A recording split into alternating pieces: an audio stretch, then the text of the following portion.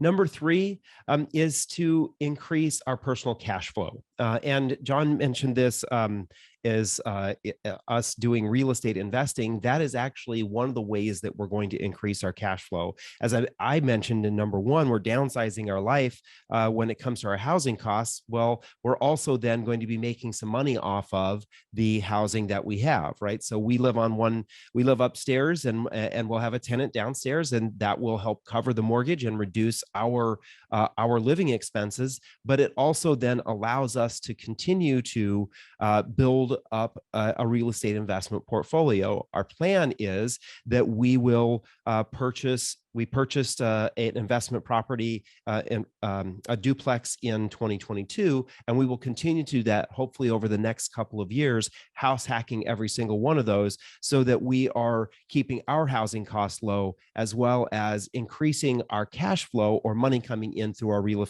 estate investing. And really kind of real estate investing, we had a choice here.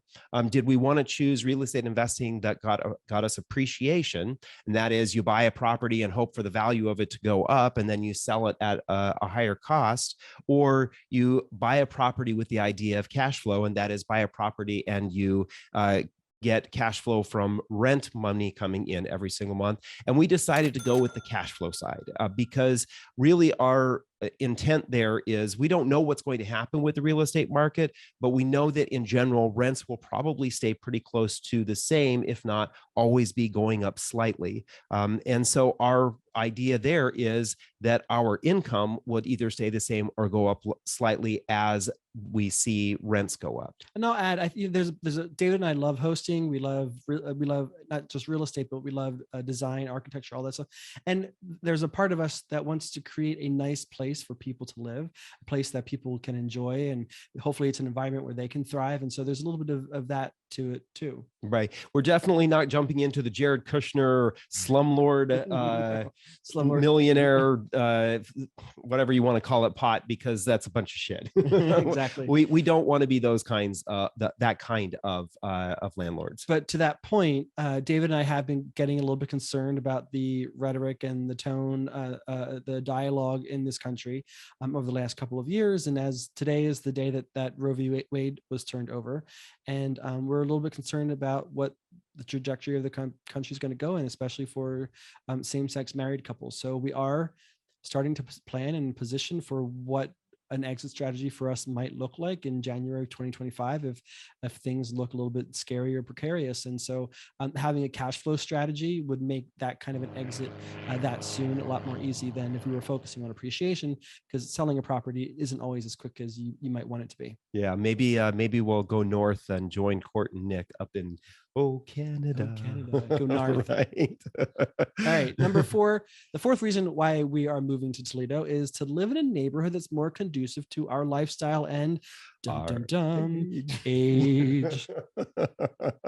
We look really good because we have really good skincare routine, thanks to David's stepson / our video producer.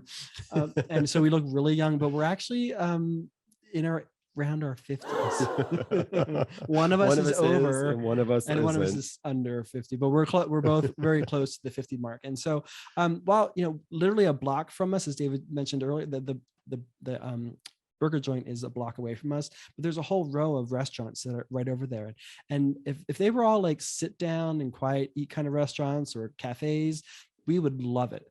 But they are oons all night long, all weekend long. And while that, I think if we were like 10, 15 years younger, this would be a great place to live in. For the last year and a half, I should say up until the last year or 6 months ago, this was a great place to live in, but we're kind of over that. And we would like to live in a place that has grass for the dogs to play in, that has a sidewalk, and it has trees, and it's not so loud all the time, and maybe we can actually see the stars once in a while at night. Right. I literally would like to go to bed and not have to wear earplugs because Wednesday through Sunday, there literally are clubs going until 4:00 in the morning, 1 block away from us. Well, and we have the club we can hear them in our building. There's a club that's on the ground floor of our building too. And if you walk through our building's lobby on a Thursday, Friday, or Saturday night and Sunday, It is, you can hear the music loud and clear. And that's great. Like that's what Vegas is for, right? We're not complaining. We're not trying to change Vegas, which is why we're leaving. But we're kind of in our 50s and we're beyond that stage of our life. So we're at the stage of our life where Vegas is a nice place to visit, not necessarily a nice place to live. Right. And then our fifth reason is part of our overall mission in life.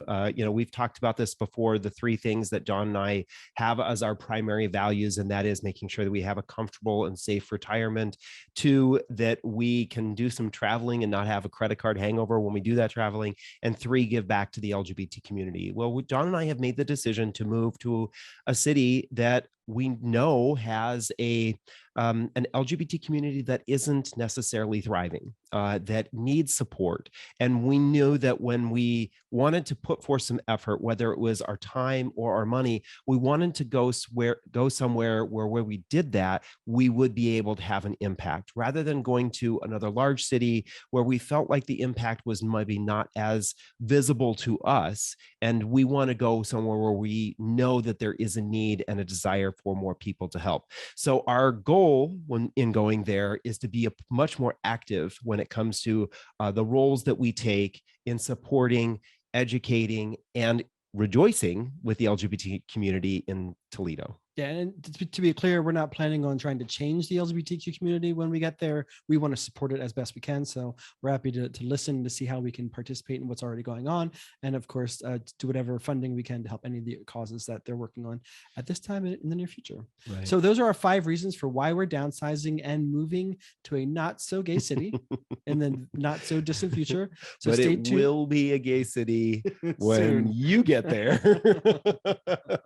So stay tuned for your Queer Money takeaway from this episode. Thank you for listening to another episode of the Queer Money Podcast. Here's your takeaway from this episode. Don't be afraid to make big changes to get even bigger results. We often limit our thinking of what we can do or what's possible, that those kinds of opportunities and those options are only for someone else. Remember, we're only limited as our thinking. Tony Robbins once said, "We all get what we tolerate, so stop tolerating excuses within yourself, limiting beliefs about the past, or half-assed or fearful states of being." Then join us next week when we interview MV Lee Badgett about her book, The Economic Case for LGBTQ Equality. We fangirled a little bit over this episode, but remember to subscribe to the newsletter in your podcast player for your opportunity to win a copy of that book. Thank you, and have a great week.